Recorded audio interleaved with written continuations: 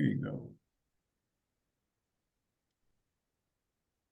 Hey, aloha to our candidates, our directors, and our guests.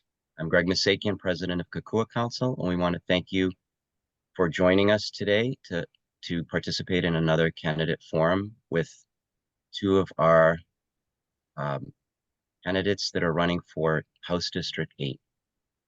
Today we welcome Monique Cobb-Adams Perreira and David Tarnas, who are the candidates competing to be the next State House District 8 representative. Monique Cobb-Adams Perreira is a U.S. Navy veteran and a small business owner. David Tarnas is the incumbent and a current representative for House District 8. He has served as the State House representative for 5 terms. We are looking forward to learning more about the candidates and their positions on the many important issues that impact House District 8 and Hawaii. Today, our moderator will be Doug Matsuoka, who serves as a director on the Kokua Council. I now introduce Doug, who will begin the candidate forum. Hi, I'm H. Doug Matsuoka. I'm the moderator. I'm subbing for Lila Moore, who's our president emerita, who usually does the moderation. So I'm not as good. Please forgive me. What I'm going to do is I'll ask a question. I'm going to put the question in the chat box because some of these are rather long. We will alternate who answers first. Each person gets 2 minutes. Greg is the time master. He has a little timer up there. So it's not a debate format. We just really want to know how you feel on these particular issues. So our first question looks like this. Starting with Monique, tell us about yourself, your background, and the experiences qualifying you to be House District 8 representative. Aloha. Thank you, Kokua Council, for having us. Again, my name is Monique Cobb-Adams Perreira. I like to keep it difficult. I am a small business owner. I am a U.S. Navy veteran. I'm a wife, a mother. I'm even a grandmother now. I was born and raised here in Hawaii. Living in Hawaii, I know the challenges of raising a family here. And now I have 4 young adults that still live here in Hawaii. And I see firsthand how this economy and the housing crisis and the lack of opportunity is affecting our future generations. I've held various positions in the Hawaii Republican Party. I was honored to be a delegate at this recent RNC. I've just been mostly engaged with my family and my business and operating that way, but recently getting more and more engaged in this realm, paying attention to bills, paying attention to what's happening in our community and knowing how it affects us, is really increasingly concerning because our local families are moving now, holding higher residence in the States than here in Hawaii. And I feel like that's a situation that is a complete failure on the part of our local government. We can't continue to watch this outpouring of our families moving to another state. And I think we need to make some changes, some positive changes to do better for the people of Hawaii. Thank you. Thank you, David. Aloha, everyone, and thank you so much for including me today. My name is David Tarnas. I am the state representative for House District 8. I'm a 38-year resident of the district.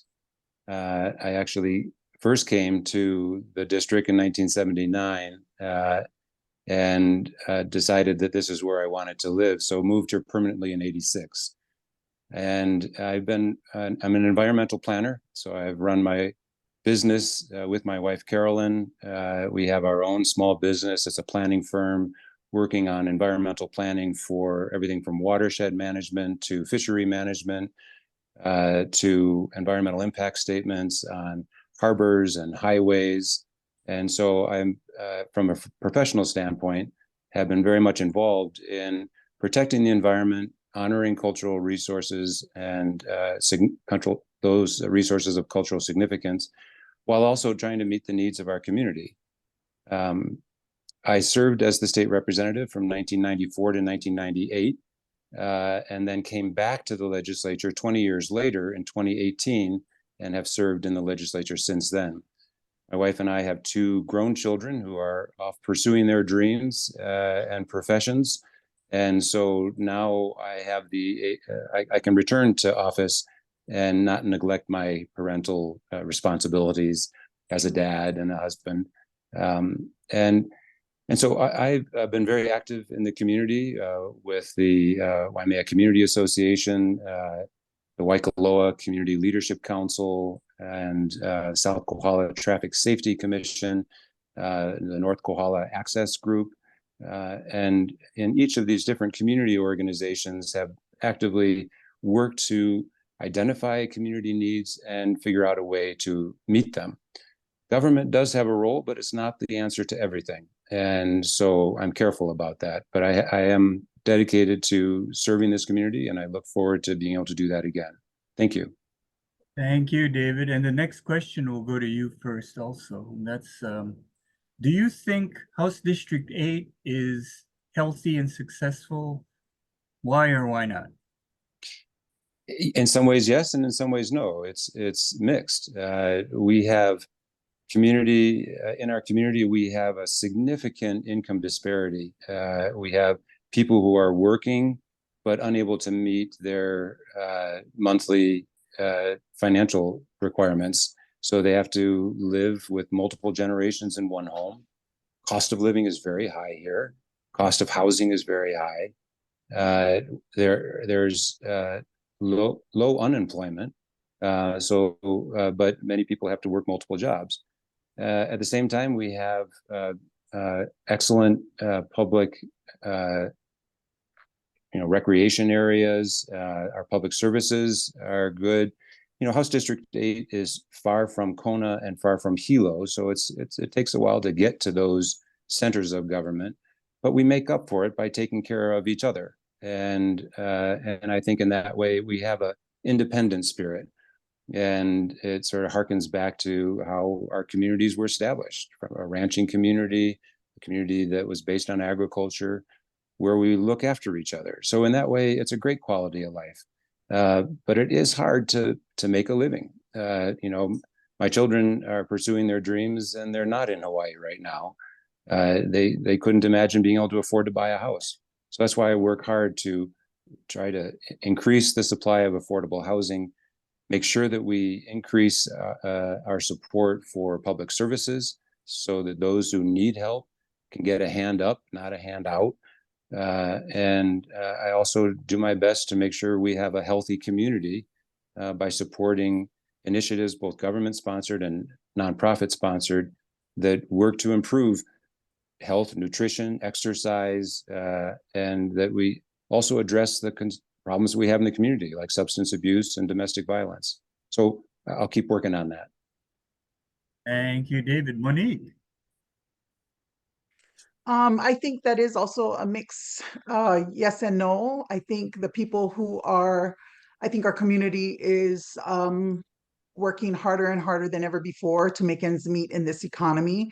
And then you have the people who are very well off, who have multi-million-dollar homes here in our community, and the luxury developments continue, all the while our community and our local families cannot afford to buy a house or even find a house to rent. On this side of the island, we have all the resorts, and a lot of the jobs at the resorts remain vacant because people who want those jobs can't afford to live on this side of the island. So it's a really complicated issue. And then you have the small businesses who can't afford to pay employees the proper wages so they can afford to live here.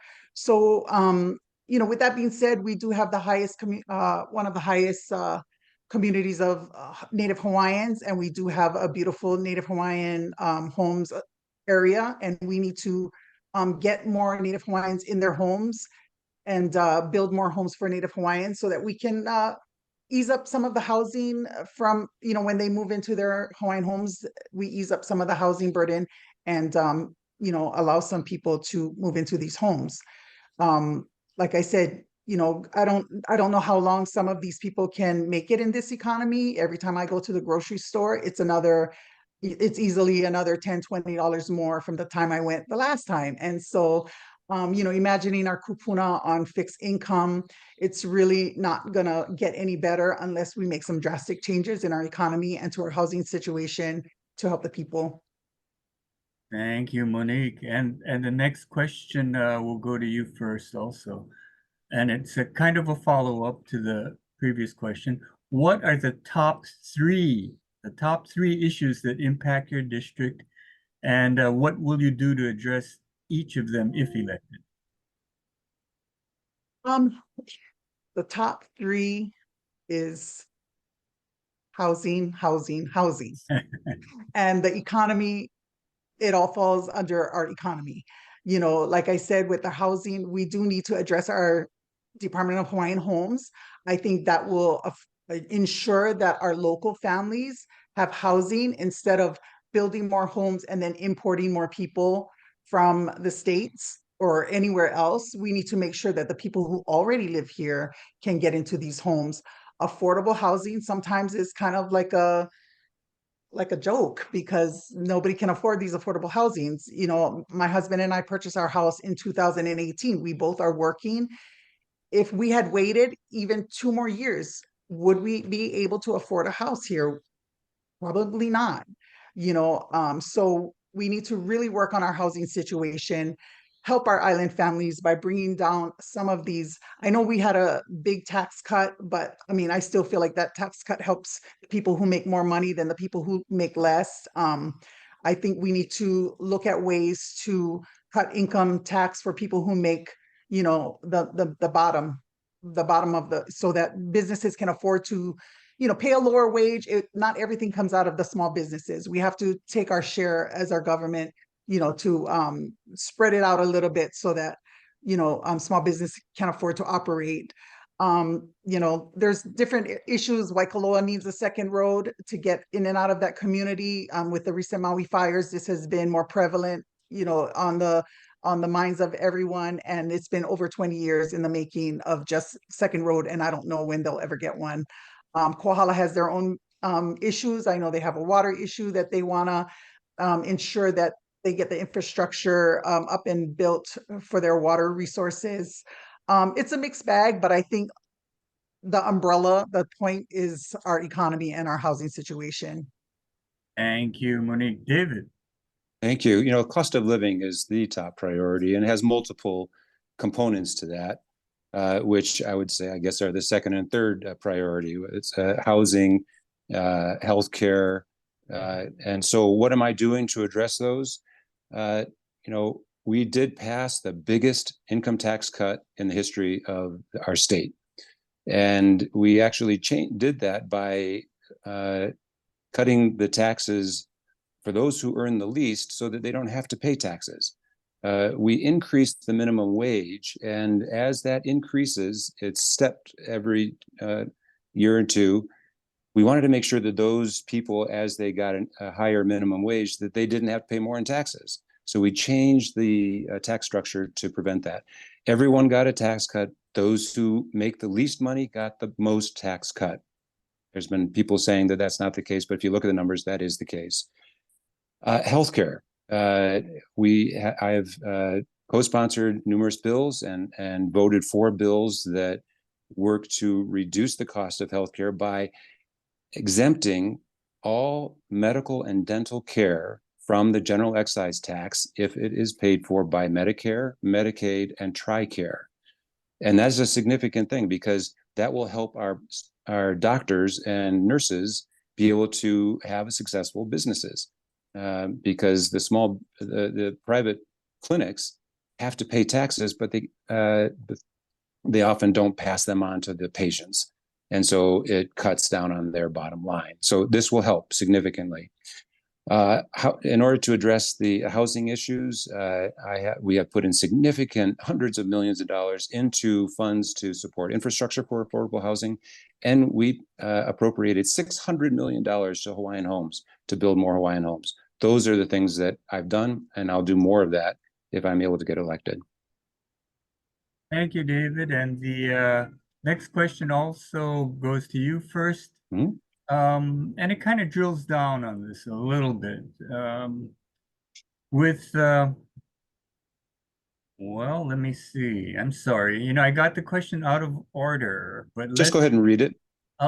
we'll take this since it's up there. With an approximate $17 billion state budget in 2024, excluding expenditures for the Maui wildfires, and a population of approximately 1.4 million people, Hawaii should be able to provide proper services and infrastructure for all residents.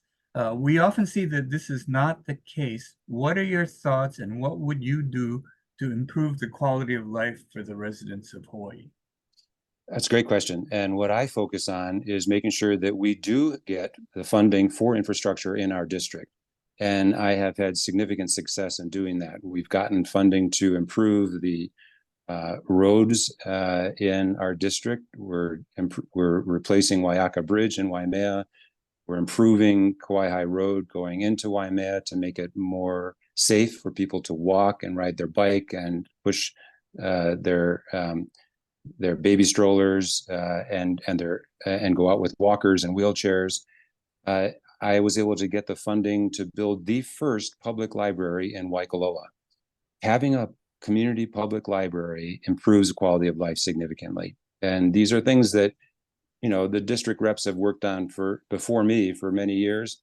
We were able to get that completed. I got $23 million in order to build that. Improved recreational infrastructure is important. And if you look at Kauai North Small Boat Harbor, that was the primary harbor for people who wanted to take their trailer boat out or participate in paddle sports in the Kauai Canoe Club. A couple of years ago, the breakwater was completely blown out. We got a big hole put in it by a big major storm. It took years, but I was able to appropriate through the legislative budget enough funds to be able to replace the breakwater and replace the harbor dock. This is significant. It's not easy to get appropriations for big infrastructure projects, but because I'm well respected in the legislature, I'm a senior member, and I am a good person to work with in the leadership of the House, and I have good relations with other members in the House. I'm able to bring home the public financing for harbors, highways, hospitals, because we've even gotten additional funding for Kohala Hospital as well. So that's what I can bring back to try to meet the needs that we have in our community. And I look forward to doing that when reelected. Thank you. Thank you, David. Monique. Thank you, David. He has done some great work improving our harbors and such. Again, affordability, to help the residents of Hawaii, we have to look at the affordability to live here. Bike paths are great, but I think our locals really want to see the cost of living be brought down a little bit more. We can't, sorry, but we don't have time to ride bikes sometimes because we're busy working. And we need to make sure that we do whatever it takes to bring the cost of living down here in Hawaii. We can look at different ideas like revisiting the Jones Act, seeing if we can get a waiver on bringing our goods into Hawaii, maybe even if it's just for a short period of time, so we can help rebuild Maui, so we can, just get ahead of the game here. People need to build homes and the cost skyrockets all the time with waiting on permits and waiting on supplies to come in. Working with our communities to make sure we get money. I mean, that's something that, as a legislature, I would totally make sure I'm advocating getting in there. The squeaky wheel gets the grease, and I believe I can be a pretty squeaky wheel. We need to make sure that we get what we need for our communities. I mean, we have a beautiful place that we live in. We can't complain about our climate. We can't complain about anything else. But, if the people aren't happy, then what's the point? So we need to make sure our community is happy and thriving. Thank you, Monique. And I'm going to back up a little bit to a question that I skipped, and that'll go to Monique first also. And this is, both of you have touched on this. This is kind of a more specific question. One of the pressing issues for the state is the lack of affordable housing. Senator Chang has been a proponent of social housing, suggesting that the government underwrite the construction of residential units, which must remain affordable. What are your thoughts about his ideas, and what are your thoughts to provide affordable housing that you haven't mentioned so far? This is for me first. Yes. Okay, I'm not a fan of social housing. I am not a fan of government being too involved. I think I don't think that the government is a solution to everything. I think we can let our private sector handle building homes if we release some of the regulations, if we make it a little bit easier, maybe if the state can help out on some issues. You know, like I said, always Hawaiian Homes is a big issue on my mind. This is what I hear constantly, is that Hawaiian Homes just isn't doing enough. 600 million being awarded is you know, it was time, it was due. You know, the legislature is constitutionally mandated to fund the Department of Hawaiian Homes, and every single year they have not done so. So that's, to me, breaking the law. So we need to fund Hawaiian Homes so that they can operate properly, and not, also with the Hawaiian Home situation, even that needs to be revisited and look at how the leases are set up. They can't, the people who own a lease can't can't benefit from that value of that land. So we need to change the lease model so that they can profit, so they can get value from that land, and get funding so they can build. But as far as like I said, the social housing, I don't like that model at all. So I would say no. Okay, thank you, Monique. David?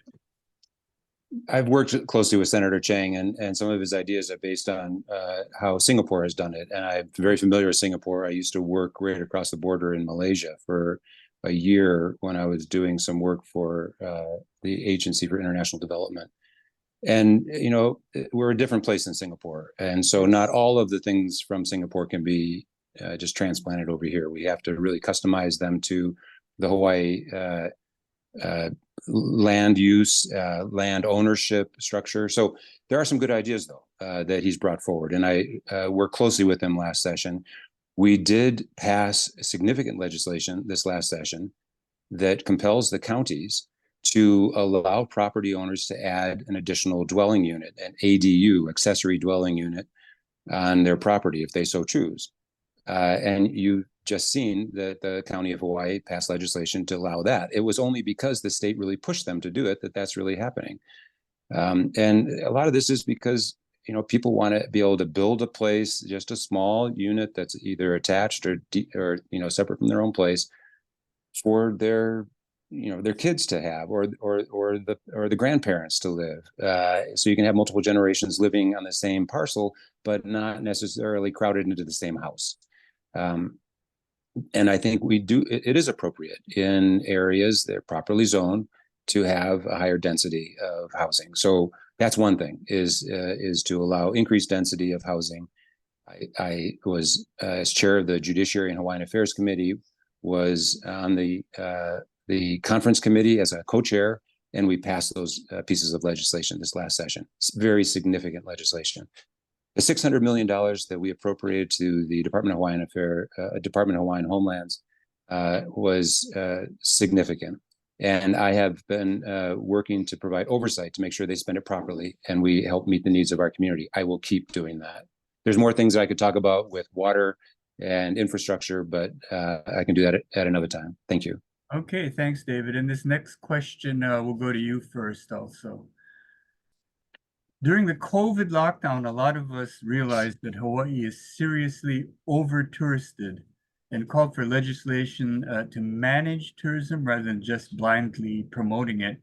Is limiting and managing tourism a priority for you, or is tourism still the goose that lays the golden egg?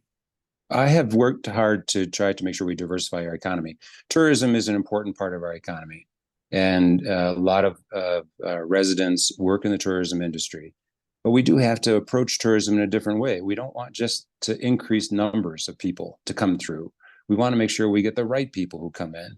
And frankly, we want people who can come in and they would spend more so that we can all benefit more in our community. We also want to make sure that small businesses in our community can be part of this tourism economy. And so I have supported legislation and been part of legislation to make sure that we produce these destination management plans for each island. And I've participated in those.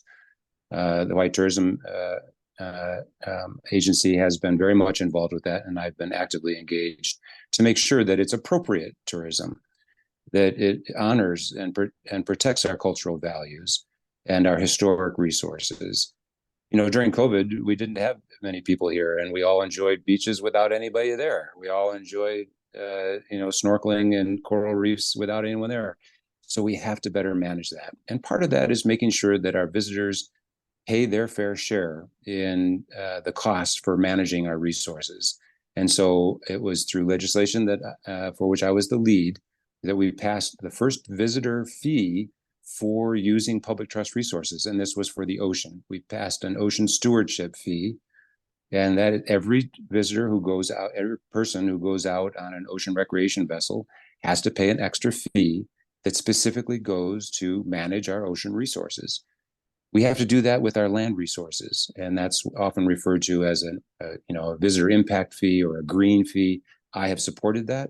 We've not been able to get it through this past couple of sessions. I will continue to support it, and I know the administration supports that as well. So tourism is important. We need other economies and other industries, and we need to make sure we have the right kind of tourism. Thank you. Thank you, David. Monique. Monique, you are muted. So.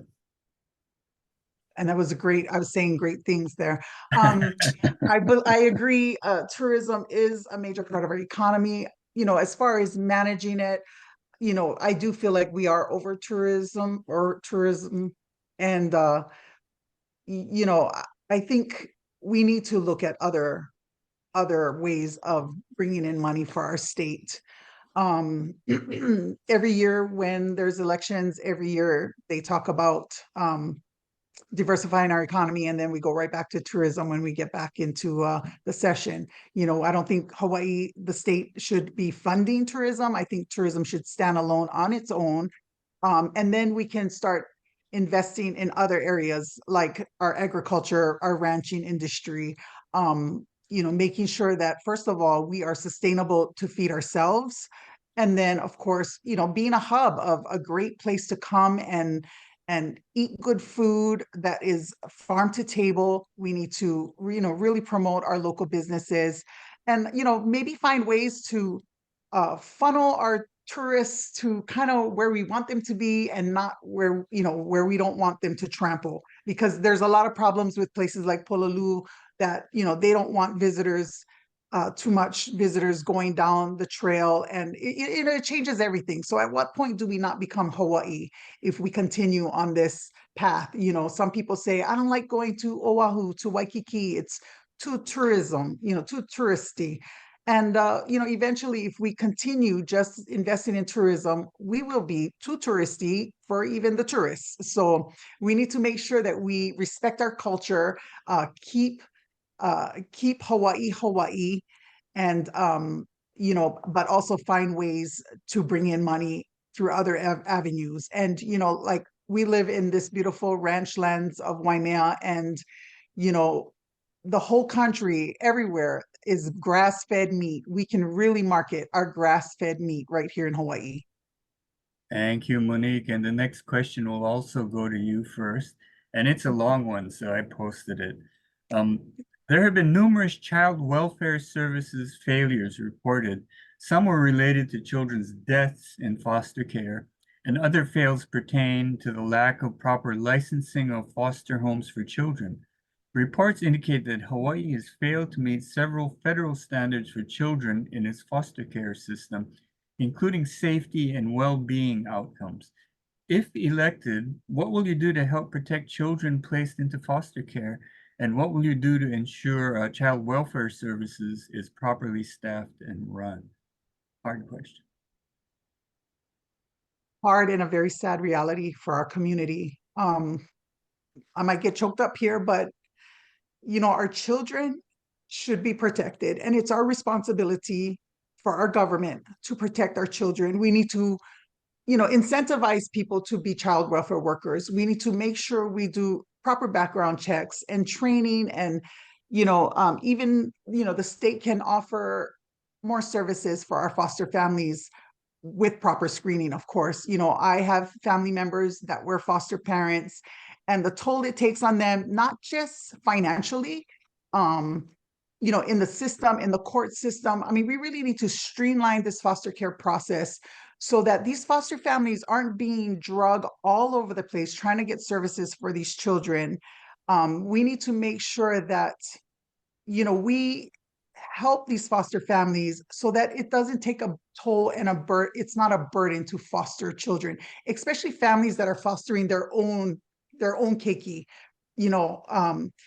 Really, some of these fees that these families have to pay in order to foster their maybe their children's child, or a relative's child. It's unbelievable to hear how much they have to pull out of their pocket to go through this system. And I feel like if somebody steps up to foster a child in your family or whatever, we should be looking at somehow waiving some of these fees and some of these so that it makes it a little bit easier.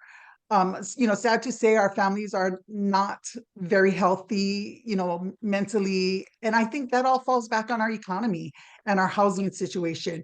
The statistics show that families that have a stable housing situation are doing better. And so, all of this really does fall under our economy, our cost of living, and our housing situation. So I think, overall, we just need to bring up the level of care for everyone. Thank you, Monique and David. Licensing and the regulatory framework for foster care is an important responsibility the government has, and when it fails, it really the officials need to be held accountable. I think it's multiple layers. We do need to support the staffing, and if it is difficult to hire people, and if their wages for the government workers isn't sufficient, we need to increase the wages because it is difficult work. I've been working as chair of the Judiciary and Hawaiian Affairs Committee to make sure that our court system is supported, and that we do have people so that there isn't a long wait for processing of whatever kind of judicial decisions are needed for people who are trying to adopt somebody or take someone in as a foster parent. The safety and well-being of the children, monitoring them to make sure that they are that their needs are being met, is essential. And when there's a failure, we've got to do an after-incident review to figure out what failed and how do we correct it. And so part of the responsibility, well, a big part of the responsibility is with the agency itself. And if they find that they don't have the sufficient resources or staffing, they need to tell the legislature that. I've always been in support of the agency's requests for additional funding. That's why it's always difficult to cut taxes, because I want to make sure that our core needs are met in government, and this is one of them. At the same time, I want to make sure that we address the root causes that cause families to break apart. It is the economy, but it's also mental health issues, substance abuse issues, domestic violence. So that's why I work hard to increase our government support and programs to address those really challenging issues. Thank you, David. And the next question will go to you first also, and I'll paste it in. In light of the imminent naming of a new University of Hawaii president, the formation of a Mauna Kea Management Board, and the continued opposition to the building of new observatories on Mauna Kea, what is your position on the construction of the TMT, the 30-meter telescope on Mauna Kea? I was very much involved as the lead House negotiator to establish the Mauna Kea Stewardship and Oversight Authority, because it was very clear to me that we needed to change the government management framework for Mauna Kea to ensure that Native Hawaiians have a significant voice in governance decision-making. And it was a major change. And it was a significant piece of legislation that there was a lot of opposition to it, but I felt it was the right thing to do. We have billions of dollars worth of infrastructure for the astronomy industry on Mauna Kea.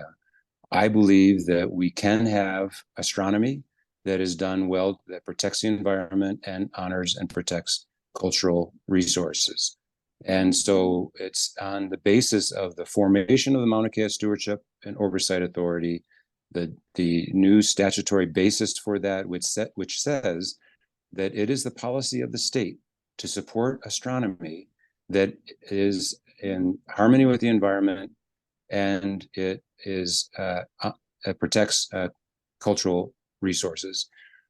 The legislation also increased the involvement required the increased involvement of the astronomy observatories in the community by having them support education, even into the primary and secondary school level, and also at the university level. It increased the involvement of UH-ELO. As to the 30-meter telescope, I'm very familiar with that project. They're now currently going through a federal environmental impact statement, doing a cultural impact analysis, which includes consultations with the Native Hawaiian community. I think that process needs to be followed through, all the way through, to really understand best what this community wants. From what I hear from my constituents, is that they believe that the 30-meter telescope can be built while protecting the environment and for honoring cultural resources. Thank you, David. And now Monique. That is a real tricky question involving the TMT, because the community I speak to do not want TMT. Mauna Kea is considered a conservation site. I learned a very strong word in the last few years, and it's setting precedent. And so if we start allowing TMT to build on a conservation site, we're setting precedent for more and more and more building. Already we have a bunch of telescopes up there that has not been properly permitted, or just has not really been doing right for the people of Hawaii. So speaking to my constituents, they don't feel like it's something that is most of them don't want it, but in a time right now that what's going on in the world today, I think that's something that can is not the most pressing issue, the building of TMT. I think we have other things we could be focusing on, and use that resources in other areas, but not TMT. Okay, thank you for your answer. The next question goes to you first also, and I'll post it. It's another one of these super long questions. Hawaii is in a crisis that has been brewing for a long time. Our legislators have been ignoring numerous bills over the years, which would have helped condominium owners throughout Hawaii address concerns regarding misconduct, unfair treatment, and deferred maintenance. The Department of Commerce and Consumer Affairs has proven that they are not up to the task and often ignore or close out complaints. Will you support an ombudsman's office to address concerns within the condominium associations? Ombudsman office. I think that's been done before. I'm not sure if it worked. I'm assuming it did not work if we're back at square one, but I think we really do need to help these condo owners. Again, it's driving up their costs of living incredibly high. I guess, I would support somebody to be a liaison between the condo owners and the insurance company to facilitate some kind of progress to help them mitigate this situation. I think so. Okay. That'd be a good idea. Thank you, Monique. David. Yeah, we had legislation regarding this last session. We had numerous pieces of legislation regarding this, and Greg Misakian was very much involved with it. And we moved out numerous of the bills out of the Judiciary and Hawaiian Affairs Committee. The Consumer Protection and Commerce Committee usually has the primary and lead in this area. And the issue of an ombudsman or the proposal of an ombudsman as the answer, I think it merits further debate. But last session, it was clear that the state ombudsman, who currently exists right now, said that they really aren't the right office for it, and that they would not be able to do what the people were asking. I think we need to look at how improvements that we can make in the statutes regarding condominium boards, HOA boards, AOA boards, so that they are actually operating in a fair way and do represent the condo owners. Issue of proxies is an important one. So in my committee, I've worked hard to pass out good legislation that tries to address this issue. And so, and I think Greg could attest to that. And I will continue to do that. But just the ombudsman proposal itself is not sufficient. I think we've got to figure out a way to make this work. I think that I'm not ready to give up on government agencies to which we have given a responsibility. And so if DCCA has shown that they aren't able to do something, then we need to make changes within DCCA.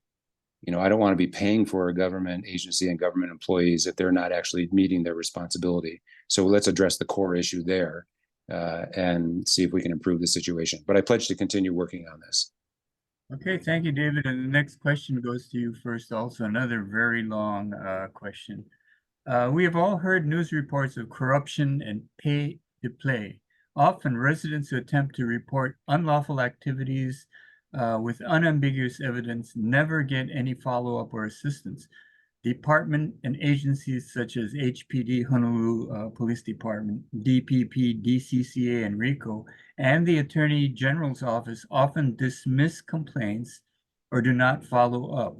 If you are elected, will you assist residents who bring concerns to you with evidence of unlawful activities and corruption, including helping them to report these concerns to the proper authorities or agencies?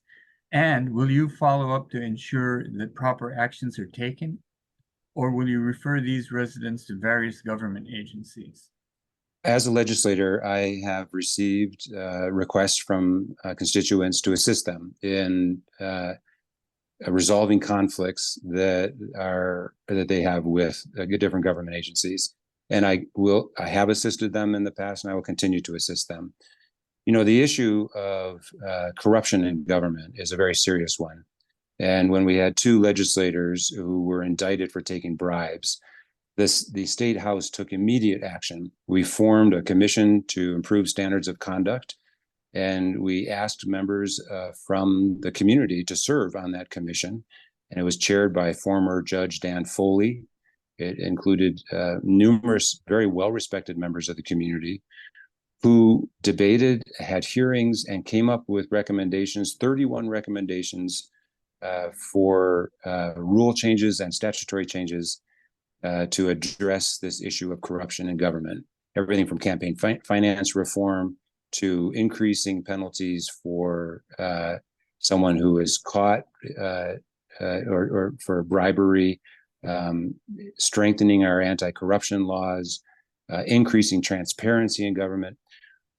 With my being responsible for this as the chair of the Judiciary and Hawaiian Affairs Committee, I was able to shepherd through 22 bills that address these issues. It was acknowledged by Judge Foley and by the governor as a remarkable accomplishment, because we were able to get support from the legislature to pass through legislation that they have tried for years to get through the legislature, but we got them through. It was a banner year for ethics legislation and good government legislation.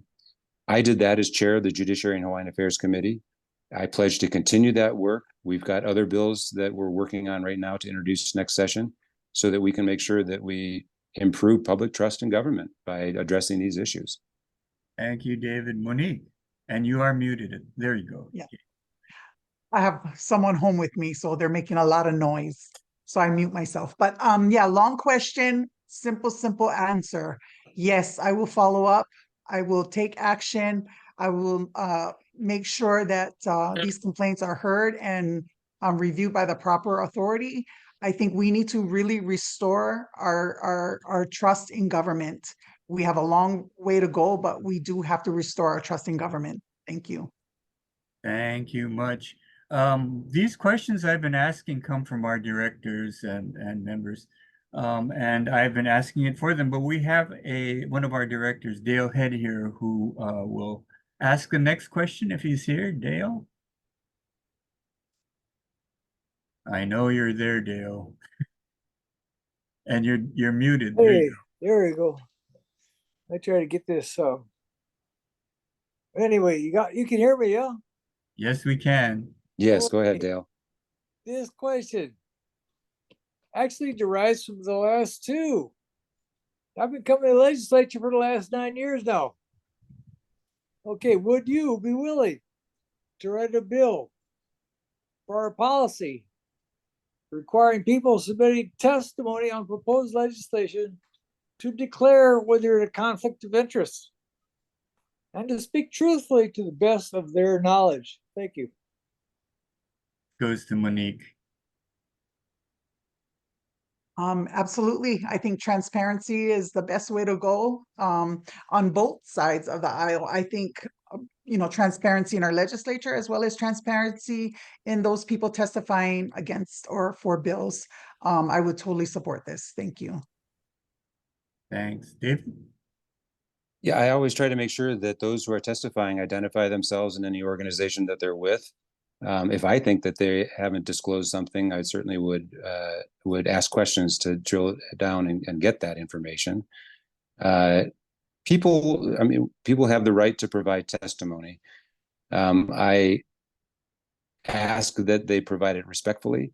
And if I listen to them, but I also have to be discerning because some people will say something that may not be truth as I see it. So it's my responsibility to be discerning. I think what I try to do as a chair is to make sure that everyone who provides testimony, that we release that testimony in advance rather than just before the hearing. I've made a practice of doing that in the Judiciary and Hawaiian Affairs Committee so that the testimony is usually released the afternoon before the hearing is held. And so people have time to review testimony. And if someone sees that there's a testifier who has said something that isn't true or is misrepresenting themselves, then they could provide that in testimony. And that's part of what I think the public testimony is all about, is that legislators do better if we hear from people, but we also do better with good transparency. So that's why I always make sure in my committee that we release testimony as early as possible, so that everybody can read it. And that under everyone's review, we can make sure that we get accurate information, truthful information. And if there is something said that's not truthful, that they can be called on it. And as a chair, that I welcome that. And it's part of our job to listen to everybody and then use that information to make the best decision. Thanks, David. And the next question also will go to you first. And it is another one of these very long ones, so I'm going to take some time to read it. Governor Green issued an emergency proclamation to attempt to stabilize the condominium insurance market. Concerns have been raised that the insurance commissioner's office has not shielded the residents of Hawaii from unaffordable and possibly predatory property insurance rate increases, putting more homeowners at risk of having to sell or lose their homes. Rate increases of 400% and more are being seen at condominium associations throughout Hawaii. Do you support 100% state regulation of all insurance types, including condominium association master policy, property insurance policies? The recommendations, to answer the last question, I don't know if it really is the best thing for the state to regulate all the insurances, including, for example, reinsurance, because it's an international market. And that I think that would be, for the state to regulate something that is offered on an international market could be problematic. I do, however, think that we need to make significant changes in how we regulate our insurance market here as it relates to condominium insurance. The task force that was put together, again, by the House, that was with the administration, came up with recommendations, and it was done during the interim. House Speaker Psyche wrote to the governor, asking the governor to implement some of these, all of these recommendations on an emergency basis during the interim, and not wait for the legislative session to start. The governor did that for some of them.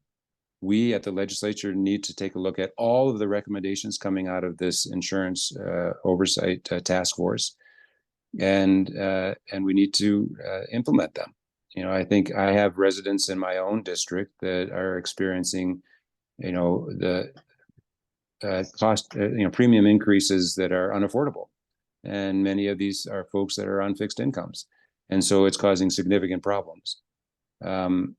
I have worked to try to make sure that I provide access for residents to experts in the insurance field, so that everyone can understand why this is happening. But we do need to take steps in the legislature. We've got a game plan because of recommendations from the task force. We need to take that and put them into bills and work to get them passed next session. And I pledge to support those. Thank you, David. Monique. Yeah, I think we do have to do, I know we do have to do something to combat this rising cost of insurance. You know, some of the options, like David said, exploring some of the maybe state-backed insurance programs, you know, incentivizing our property improvements to mitigate some of the damage in high, susceptible areas. But as far as the state regulating 100% of all insurance types, I don't think that's a good idea. I think we need to just let the insurance do what they do, and let the legislature make sure that they look into it and follow up on what's going on to make sure that we're helping out our communities. Okay, thank you, Monique. I think we have time for one more question, and that will start off with Monique. So here it comes. How well is your district doing concerning education, funding received, overall test scores of the students? What shortfalls, if any, are there? And if so, what is needed to improve the education of students? Okay, so I have 4 kids, a stepson and 3 daughters, and I've been through the public system with my kids, and then one of them went to Kamehameha school, and then one of them went to charter school. So in all different districts. I do know that these rural communities where my district sits, our schools are very much, I feel, neglected. I know it takes a lot for them to even just get something painted, improved. I think we need to get out of the Oahu-centric model of everything going to Oahu before it comes back and helps our schools. We need to maybe, let our own schools on our separate islands manage themselves, because, we do not see our fair share here on the outer islands.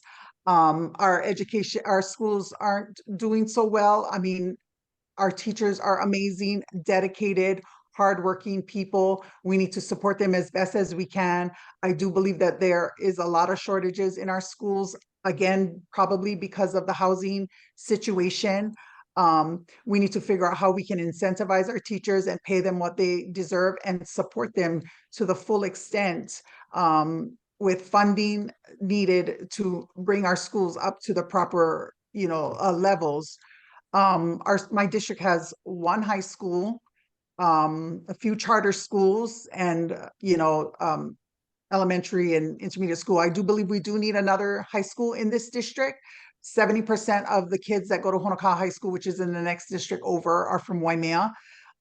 We need to maybe revisit building a school, maybe in the Waikoloa area, because Waikoloa has to transport all the way over to Kealakekee.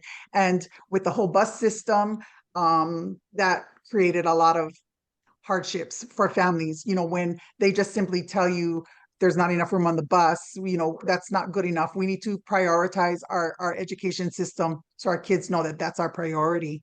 Thank you. Thank you, Monique. David.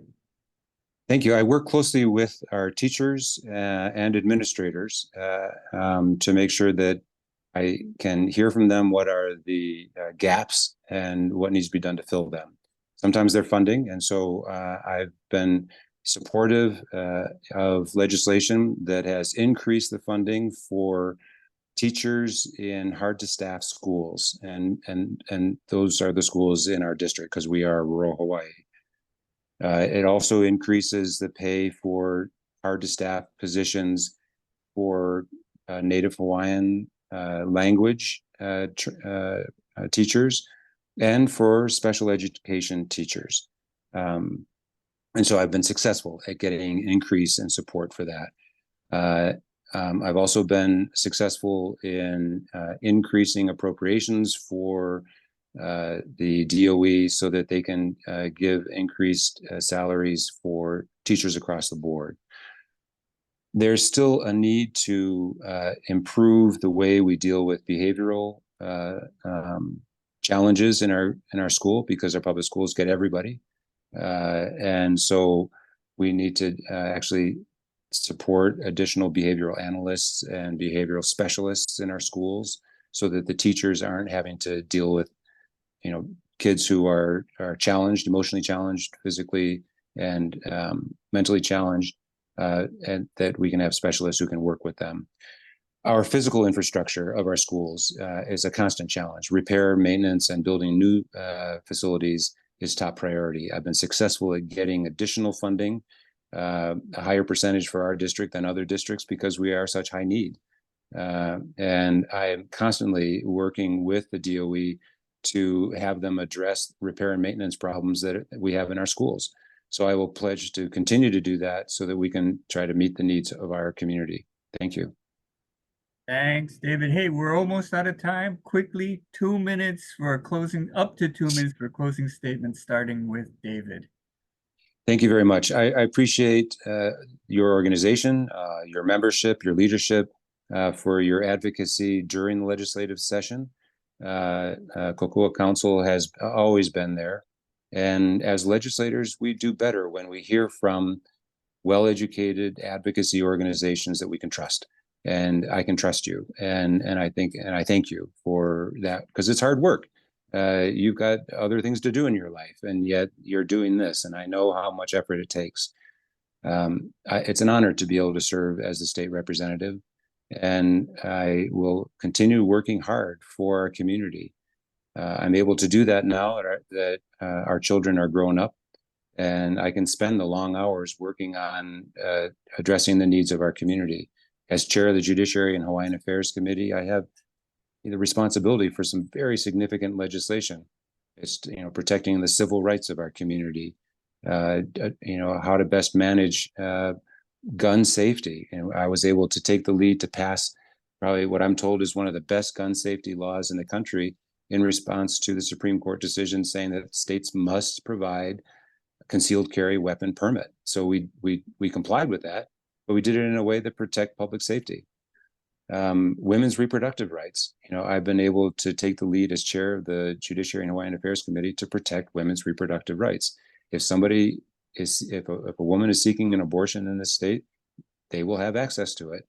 And we also had to protect our doctors and nurses who provide these services so that people in other states won't come after them if they're providing a service to a person from another state. We passed a bill that set up a silver alert system. You know, many of us have family members who sometimes get confused and lost, whether through start of dementia or something. So we set up a silver alert system so that if someone is lost, we can alert the community so they can help us find them. I'll continue to work for you. I appreciate the opportunity to serve, and thank you for this opportunity to meet with you today. Thank you, David. Monique. Mahalo to the Kokua Council for having this forum. Again, my name is Monique Cobb-Adams Perreira, candidate for House District 8, and I'm asking for your vote. We cannot change the trajectory of Hawaii by using the same policies that got us where we are here today. I'm not a politician. I am not tied to politics of the past or the old boy network. We can do better for Hawaii. I believe our most valuable resource is just not our beautiful beaches and our mountains. Our most valuable resource is the people of Hawaii, and we need to retain our resources and help our communities. We have the solution to almost every problem right here in our communities. When I talk to our community members, they have such valuable insight to how to solve some of these issues. And I think sometimes we try to complicate things. We need to keep it simple, go to our communities, see what they need, and you know, let's solve our problems together with the help of our state resources and our community resources. You know, I appreciate having this opportunity to speak. I know I don't use up most of my time. And I only hear the sound when David gets to speak. It sounds like I'm in Disneyland. But anyway, I appreciate being here, and thank you all for all your hard work that you do to get this information out to our communities. Thank you. Thanks to both of you. I think Greg might have some closing comments. Thank you, Doug. Let me just get my prepared comments just so I'm consistent. And I do appreciate the good use of your 2 minutes to both candidates. I know David used his very well with the ending, so that's perfect. On behalf of Kokua Council, I want to thank both candidates for participating today. We greatly appreciate the time you took to answer our questions, and we hope that this forum will help the voters make their best decisions. I also want to thank our directors for their hard work. These forums take time to put on, and there's a lot of things in the background, including developing the questions and the other things that we do. Today was our 12th and final candidate forum, and we have greatly enjoyed our time with the many candidates that we have met during the primary and general election cycle. We wish everyone the best, whether they win their elections or not. The Kokua Council hopes that whoever does win will listen to the people of Hawaii and do the best to legislate fairly and effectively. With that, I'll say mahalo to everyone. Thank you. Mahalo.